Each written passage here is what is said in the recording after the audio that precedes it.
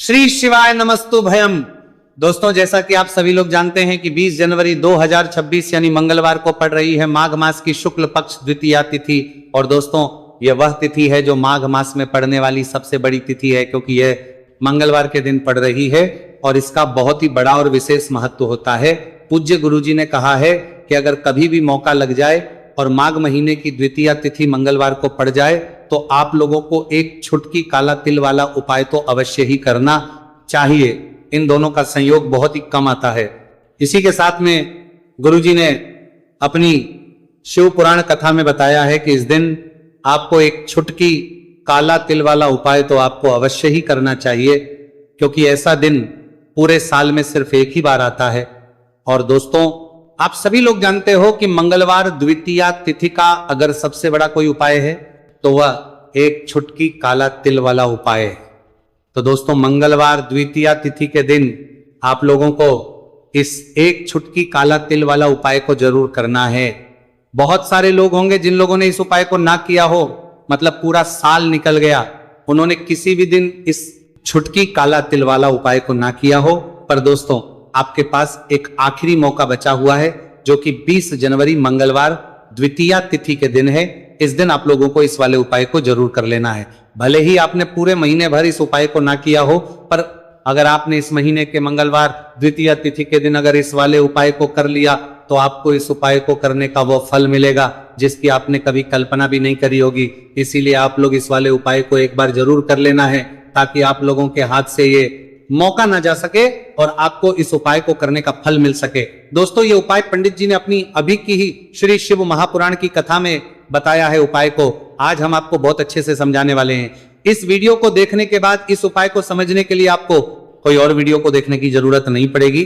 तो चलिए दोस्तों, उपाय को शुरू करते हैं। देखिए, यह इस माघ महीने के मंगलवार द्वितीया तिथि के दिन यह इतना खास होता है, इतना महत्वपूर्ण होता है। देखा गया है कभी कभी बड़े बड़े पूजा पाठ अनुष्ठान से जो मनोकामना पूर्ण नहीं होते, वो माघ महीने की मंगलवार द्वितीया तिथि के दिन एक छोटे से उपाय करने से ही आपकी मनोकामना पूर्ण हो है। और बहुत सारे लोगों ने इस उपाय को किया भी है और उनको इस उपाय को करने का फल भी जरूर मिला है। अगर आप लोग भी इस उपाय को करना चाहते हैं तो आप इस उपाय को पहले अच्छे से समझ लेना, सुन लेना, उसके बाद करना। आपको इस उपाय का फल जरूर मिलेगा। और इस उपाय को कर लेने से आपके घर में चाहे किसी भी प्रकार की दुहक और समस्या क्यों ना चल रही हो, आपको उसका कारण भी नहीं पता है कि भाई ये समस्या किस कारण से चल रही है। उसका कुछ भी कारण हो सकता है, जैसे पितृदोष हो सकता है या किसी भी तरह का मंगल दोष भी हो सकता है। तो इस दिन आप लोगों को ये वाला उपाय कर लेना है। ये एक ऐसा उपाय है जिस उपाय को अगर किसी विशेष दिन पर किया जाए तो भाई उस विशेष दिन का जो है वो तो हमें मिलता ही मिलता है, पर हमने उस दिन पर इस उपाय को किया है तो हमें उससे भी बड़ा फल मिलता है, और फल बहुत जल्दी मिलता है, क्योंकि आप इस उपाय को बहुत ही बड़े और विशेष दिन पर रहे हो। तो चलिए अब उपाय के बारे में बात करते हैं, लेकिन उससे पहले आप लोगों को यह जानना आवश्यक है कि आखिर यह उपाय किस समय करना है, किसको करना है और कैसे करना है। तो चलिए हम आगे आपको वीडियो में एक एक करके बता देते हैं। लेकिन उससे पहले अगर आप लोग हमारे चैनल पर पहली बार आए हैं या फिर मेरी आवाज आज पहली बार सुन रहे हैं तो हमारे चैनल को सब्सक्राइब जरूर कर लेना और इस वीडियो को लाइक करके कमेंट बॉक्स में श्री शिवाय नमस्तु भयम ओम नमः शिवाय जरूर टाइप कर देना। तो दोस्तों, इस एक छुटकी काला तिल वाला उपाय को हमें इस मंगलवार द्वितीया तिथि के दिन कैसे करना है, किसको करना है, किस समय करना है और कहां पर करना है, ये सारे सवालों के जवाब आपको इस वीडियो में मिल जाएंगे। और जो ये वीडियो देखेगा भाई, उसको एक छुटकी काला तिल वाला उपाय जरूर करना चाहिए, क्योंकि इस दिन काला तिल का भी बहुत ही बड़ा और विशेष महत्व होता है। और बात आ जाए एक छुटकी काला तिल वाला उपाय की, तो यह सोने पे सुहागा वाली बात हो जाती है और ये एक बहुत ही बड़ा उपाय हो जाता है इस मंगलवार द्वितीया तिथि का। तो अब दोस्तों, इस एक छुटकी काला तिल वाला उपाय को आखिर करना किसको है, सबसे पहले हम लोग वो बात जान लेते हैं। तो देखो, घर की जो बड़ी माताएं बहनें होती हैं, उन माताओं बहनों में से कोई भी एक बड़ी माता बहन इस वाले उपाय को कर सकती हैं। और दोस्तों, अगर आप तो अपने घर में से सभी सदस्यों को भी इस उपाय को करवा सकते हैं। अगर किसी व्यक्ति की खुद की कोई मनोकामना है, खुद की कोई दुख और परेशानी है जो कि वो अपने लिए ही करना चाहता है इस वाले उपाय को, तो वो खुद अपने लिए भी कर सकता है। बाकी अगर कोई घर में से ऐसा है जो कि अपने पूरे घर परिवार की सुख और शांति के लिए ये वाला उपाय करना चाहता है तो भाई वो भी कर सकता है, उसमें भी कोई दिक्कत वाली बात नहीं है। कहने का मतलब है कि इस उपाय को हर एक सदस्य भी कर सकता है और पूरे घर परिवार के सदस्य के लिए घर की बड़ी माताओं बहनों में से कोई एक माता बहन भी कर सकती है। माताएं बहनें अगर घर में उपस्थित ना हो या वो ये वाला उपाय ना कर पा रही हो तो फिर घर का कोई बड़ा सदस्य भी इसे एक छुटकी काला तिल वाला उपाय को कर सकता है, चाहे फिर वो पुरुष ही क्यों ना हो, उसमें कोई भी दिक्कत वाली बात नहीं है। उसके बाद में दोस्तों जो अगला प्रश्न निकल आता है वो ये आता है इस उपाय को लेकर कि आखिर इस उपाय को हमें किस समय करना है, सुबह के समय करना है कि शाम के समय करना है। तो देखो इस वाले उपाय को आप लोग सुबह के समय भी कर सकते हो और शाम के समय प्रदोष काल में भी करना है सकते हो। अब अगर आप पूछो कि भाई साहब सबसे उत्तम समय कौन सा रहेगा इसे छुटकी काला तिल वाला उपाय को करने का, तो हम आपसे बस यही कहेंगे कि इस उपाय को आप सुबह के समय करेंगे तो ज्यादा बेहतर होगा। बाकी अगर प्रदोष काल शाम के समय भी करेंगे तो भी अच्छा होगा, उसमें कोई भी दिक्कत वाली बात नहीं है। तो अब दोस्तों जो अगली सबसे बड़ी और महत्वपूर्ण बात आती है वो ये आती है कि सुबह अगर हम उपाय को करेंगे तो हमें कितने बजे से लेकर कितने बजे तक के बीच में करना है, और शाम के समय प्रदोष काल में करेंगे तो हमें कितने बजे से लेकर कितने बजे के बीच में करना है। तो देखो सुबह जितनी जल्दी हो सके आप उपाय को करने की कोशिश करना कि अगर किसी कारणवश लेट भी हो जाओ, थोड़ी देर भी हो जाए तो 10 या 11 बजे तक भी आप उपाय कर लेना, पर 12 बजे से ज्यादा देरी ना हो, ठीक है, इस बात का ध्यान रखना। उसके बाद में दोस्तों अगर शाम के समय प्रदोष काल की बात करें, प्रदोष काल का जो समय है होता है वो शाम के 6 बजे से शुरू हो जाता है, मतलब शाम के 6 बजे से लेकर 7 बजे के बीच का जो समय होता है यह समय प्रदोष काल का समय होता है। तो आप उपाय को 7 या 8 बजे के बीच में भी कर सकते हो, मतलब शाम के 6 बजे से रात 8 बजे के बीच में आप कभी भी इस वाले उपाय को कर सकते हो, उसमें कोई भी दिक्कत वाली बात नहीं है। देखिए यदि आपके जीवन में संकट बहुत ही अधिक चल रहे हो, समस्याएं बहुत ही अधिक चली हो, एक एक रूप खर्च करने आपको बस ओढ़ रहा है, भूमि से जुड़ी हुई कोई भी समस्या हो या फिर आपके विवाह से जुड़ी हुई कोई भी समस्या हो या आपके व्यापार से जुड़ी हुई कोई भी समस्या हो, तो आपकी ये सारी समस्या इस मंगलवार द्वितीया तिथि के दिन समाप्त होने वाली है। तो चलिए दोस्तों जानते हैं उस विशेष उपाय के बारे में। देखिए इस वीडियो में हम पूज्य गुरुजी द्वारा बताए गए 3 बहुत ही चमत्कारिक उपायों के बारे में जानेंगे। देखिए ये जो उपाय है आपके जीवन से दुर्भाग्य का तो अंत करेंगे ही, साथ ही साथ यदि आपके जीवन में धन की समस्या चल रही है तो वह सभी भी आपकी समाप्त हो जाएंगी।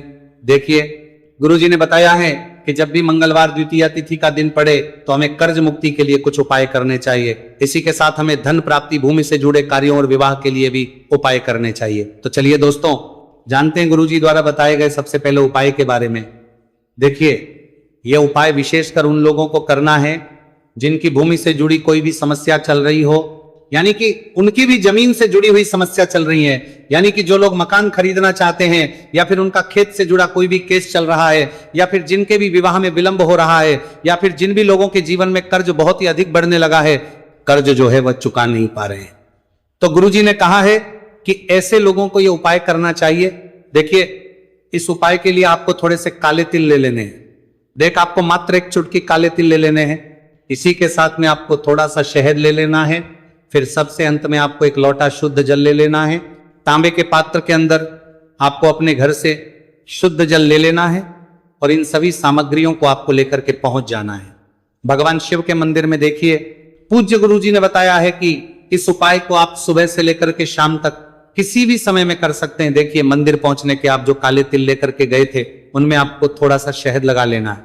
देखिए आप जो शहद लेकर के आए हैं उस शहद में आपको ये काले तिल अच्छे से डुबो देना है और शहद से युक्त ये जो काले तिल हैं इन्हें आपको शिवलिंग पर अर्पित कर देने हैं या फिर आपको शिवलिंग के चारों तरफ अच्छे से काले तिल का लेपन कर देना है।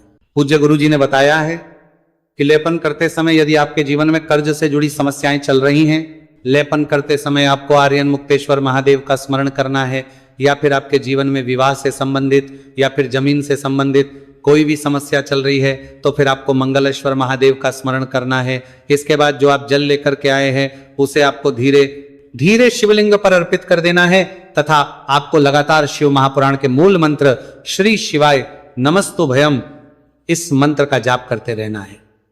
पूज्य गुरुजी ने बताया है कि सिर्फ एक मंगलवार द्वितीय तिथि यह उपाय करके देखना और आप स्वयं देखेंगे कि 2 से 3 महीने के अंदर आपके जीवन से जुड़ी हुई जो भी समस्याएं हैं, बस सभी समस्या बहुत ही जल्द महादेव की कृपा से दूर होने लगेगी। तो दोस्तों, इस प्रकार से आपको यह पहला उपाय ना है। अब हम जानते हैं दूसरे विशेष उपाय के बारे में। देखिए, इस उपाय के लिए आपको एक प्यारी सी बेलपत्र ले लेनी है, इसी के साथ में एक लोटा शुद्ध जल लेना है तांबे के पात्र के अंदर, और इसी के साथ में आपको थोड़ा सा शहद ले लेना है। देखिए, मंगलवार का दिन है और मंगलवार द्वितीया तिथि के दिन यदि हम शहद का उपाय करते हैं तो इससे महादेव हमसे बहुत ही अधिक प्रसन्न होकर के हमारी मनोकामना को परिपूर्ण करते हैं। देखिए दोस्तों, यदि आपको बेलपत्र नहीं मिल पाती है तो आप भगवान शिव के शिवलिंग पर जो बेलपत्र छड़ी हुई होती है उसे शुद्ध जल से धो करके उसका उपयोग कर सकते हैं। तो इन सभी सामग्रियों को आपको भगवान शिव के मंदिर में लेकर के पहुंच जाना है।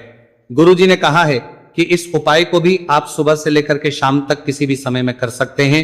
देखिए, मंदिर पहुंचने के बाद आपके पास जो एक बेलपत्र है और बेलपत्र की जो सबसे बड़ी वाली पत्ती होती है और उसकी जो चिकनी साइड होती है उस पर आपको अच्छे से शहद का लेपन कर देना है। यानी कि बेलपत्र की बड़ी वाली पत्ती पर, पूरी पत्ती पर अच्छे से शहद लगा देना है। अब देखिए, ये जो बेलपत्र है इसे आपको अपने सीधे हाथ की हथेली पर रखना है और आपके जो भी कार्य अटक रहे हैं, देखिए बहुत से लोग ऐसे होते हैं जो अपने नौकरी को प्राप्त करने के लिए सालों से तैयारी करते हैं लेकिन उनको नौकरी नहीं प्राप्त हो पाती है। बहुत से ऐसे लोग होते हैं जो बहुत ही मेहनत करते हैं, धन भक्ति के लिए बहुत अधिक प्रयास करते हैं लेकिन फिर भी उनको धन प्राप्त नहीं हो पाता है। तो गुरुजी ने बताया है कि जब भी आपको अपने कार्यों में सफलता ना मिले तो फिर आपको मंगलवार के दिन इस उपाय को अवश्य करना चाहिए। देखिए, अब आपको जिस भी कार्य में सफलता प्राप्ति करनी है उस कार्य को सफल बनाने के लिए आपको महादेव से प्रार्थना कर लेनी है और फिर ये जो एक बेलपत्र है इसे आपको भगवान शिव के शिवलिंग पर अर्पित कर देनी है। देखिए, बेलपत्र की चिकनी साइड जिस पर आपने शहद लगाए हैं वह शिवलिंग से स्पर्श रहेगी और इसकी जो डंडी है वह आपको जलाधारी की ओर रखनी है। इस प्रकार से आपको यह बेलपत्र अर्पित कर देनी है।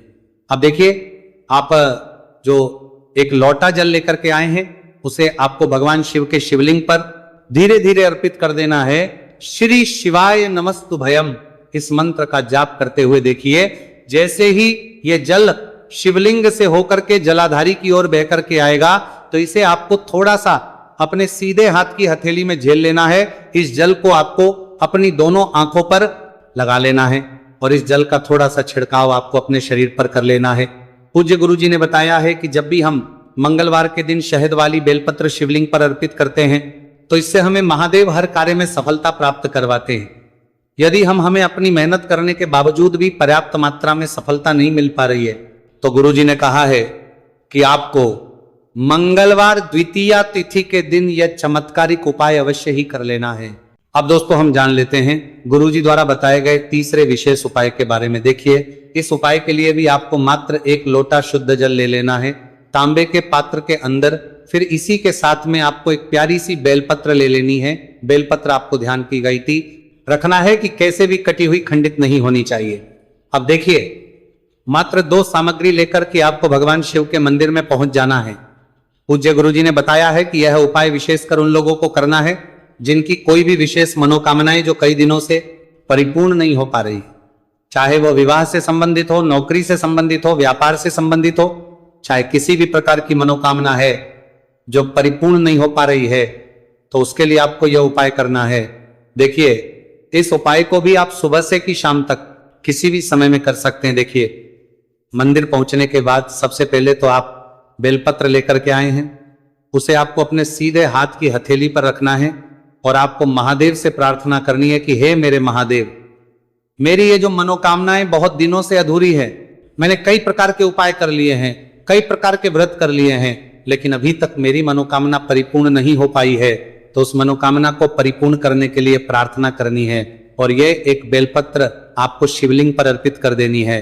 देखिए, बेलपत्र की जो चिकनी साइड है वह शिवलिंग से स्पर्श रहेगी और इसकी जो है वो आपको जलाधारी की ओर रखनी है। इस प्रकार से आपको ये बेलपत्र अर्पित कर देनी है। इसी प्रकार से आपको ये बेलपत्र अर्पित करनी है। अब देखिए, आप जो एक लोटा शुद्ध जल लेकर के आए हैं, इसे आपको धीरे धीरे शिवलिंग पर अर्पित कर देना है।